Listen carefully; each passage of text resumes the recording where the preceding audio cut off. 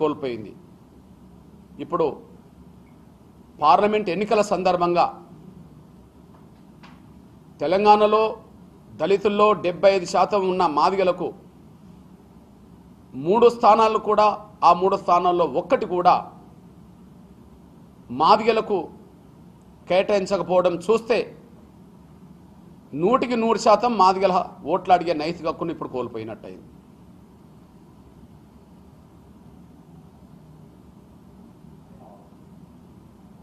నాగర్ కర్నూల్లో 180% ఓట్లున్న మాదిగలకు టిక్కెట్ నిరాకరించి మాలలకు పెద్దపీటేశారు. పెద్దపల్లిలో 170% ఉండబడే మాదిగలకు టిక్కెట్ ఇవ్వకుండా చేసి అక్కడ మాలలకు పెద్దపీటేసి మాదిగలకు కాంగ్రెస్ ద్రోహం చేసింది. ఇవాళ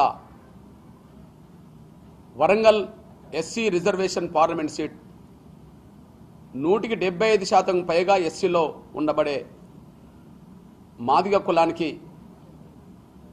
టిక్కెట్ ఇవ్వకుండా నిన్నటి వరకు టీఆర్ఎస్ బీఆర్ఎస్ అభ్యర్థిగా ఉండబడే బైండ్ల సామాజిక వర్గం అని చెప్పబడుతున్న కడియం శ్రేయర్ గారి కూతురుకు టిక్కెట్ ఇవ్వడం ద్వారా ఈ 3 స్థానాల్లో మాదిగలకు కాంగ్రెస్ పార్టీ మొండి చేయి చూపినట్టయింది. ఈ విషయాన్ని తెలంగాణలో ఉండబడే కాంగ్రెస్ పార్టీలో ఉండబడే మాదిగలు ఆలోచించుకోవాలని, తెలంగాణలో అత్యధిక జనసంఖ్య గల మాదిగలకే కాంగ్రెస్ పార్టీలో గుర్తింపు, గౌరవం, ప్రాతినిధ్యం లేదని దీని ద్వారా అర్థం చేసుకోవాలని చెప్పి మేము స్పష్టం చేస్తున్నాం. ఇకపోతే ప్రధానంగా ఈ వరంగల్కి సంబంధించిన కాడ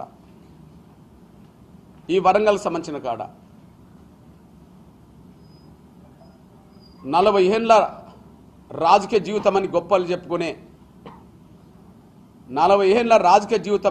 చెప్పుకునే కడియం శ్రేయర్ ఎంత స్వార్థపరుడో ఈ ఎన్నిక ద్వారా కూడా రుజువైంది.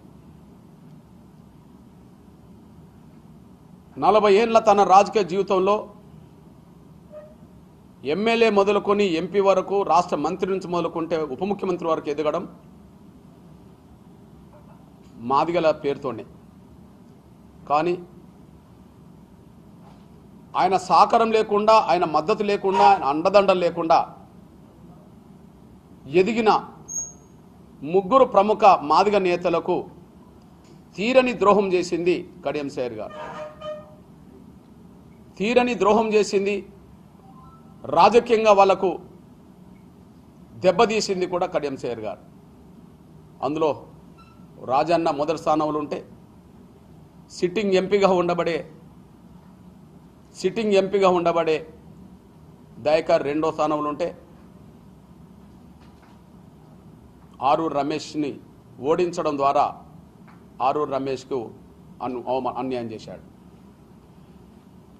ఇక్కడ స్పష్టంగా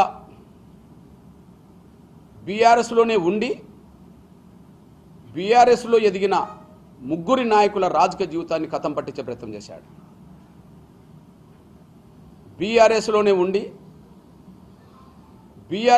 ఎదిగిన 3 మాదిగ రాజకీయ నాయకుల్ని వరంగల్ లో కథం చేశాడు.